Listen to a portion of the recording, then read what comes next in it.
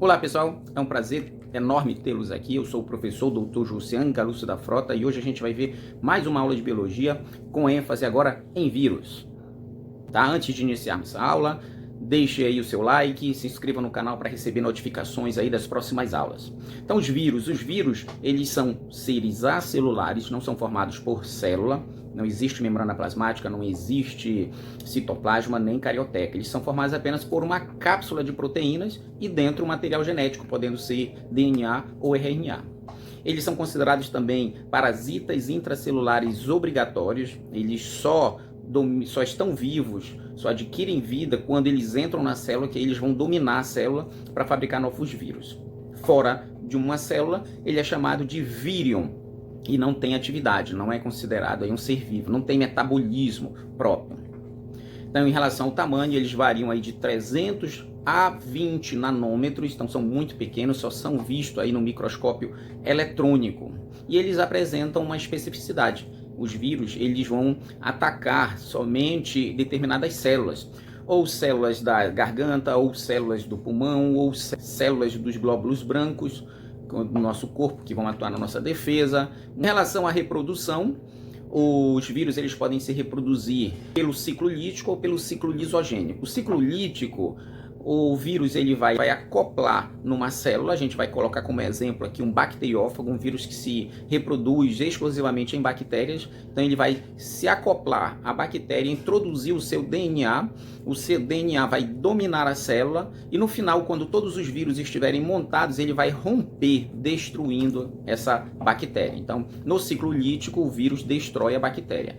No ciclo lisogênico, o vírus ele vai introduzir o seu DNA vai se incorporar ao DNA da bactéria. Nesse momento, o vírus é chamado de prófago e ele vai ficar quietinho ali. A bactéria vai se reproduzir, o vírus também vai se reproduzir. Tá? E aí ele vai se perpetuar sem mesmo que a bactéria saiba. Então existe um processo chamado indução, no qual o ciclo lisogênico se transforma em lítico. Tá? A bactéria que estava ali se reproduzindo normalmente, tá? O vírus de dentro percebe que tem alguma coisa que pode destruí-lo, um determinado medicamento, alteração do pH, determinadas substâncias. E aí o que ele faz?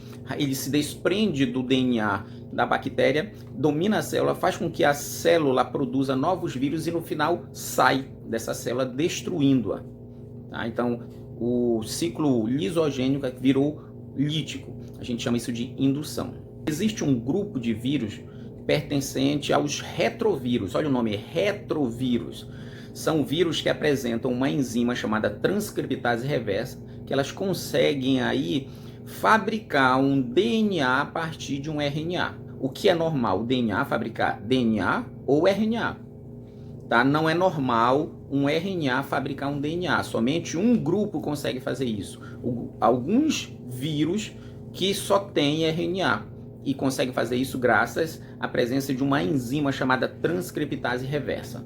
Existem outros dois grupos de vírus, que são os viroides e os prions. Os viroides são agentes infecciosos aí formados apenas pelo RNA, tá? Apenas pelo RNA, e afetam normalmente vegetais. Os prions, eles são uma forma alterada de uma proteína normal. Então eles acabaram aí sendo enquadrados nesse grupo dos prions, e eles normalmente vão atingir células nervosas e provocam uma doença famosa no grupo de bovinos, que é chamada de encefalopatia espongiforme bovina, a famosa doença da vaca louca. É causada por um prion, tá? E afeta diretamente o sistema nervoso desses animais. Outros termos que vocês não podem esquecer seriam antígeno e anticorpo. Antígeno é qualquer invasor que entra no nosso corpo, um vírus, uma bactéria, um fungo, tudo é chamado de antígeno. E anticorpos são substâncias que o nosso organismo vão produzir para combater esses invasores. Tá? Um outro termo que também vocês não podem esquecer é soro e vacina. A vacina ela é fabricada baseada em certos micro-organismos atenuados, pedacinhos deles, fraquinhos, que não têm a capacidade de gerar a doença, e a vacina vai induzir o nosso organismo a produzir anticorpos. O soro não, ele já vem com os anticorpos dentro, o soro antiofídico, o soro antiaracnídeo. Esses soros ele já vem com os anticorpos prontos. A pessoa está muito debilitada, então tem que receber não uma vacina, vai receber o soro com esses anticorpos prontos. Existem também termos como pandemia, endemia e epidemia na área da saúde. A endemia, esse termo é conhecido como o número de casos de uma doença que fica oscilando um pouquinho para mais, um pouquinho para menos. Isso se chama endemia. Epidemia é quando esse número de casos dessa doença ela aumenta muito, tá? Então isso se chama epidemia.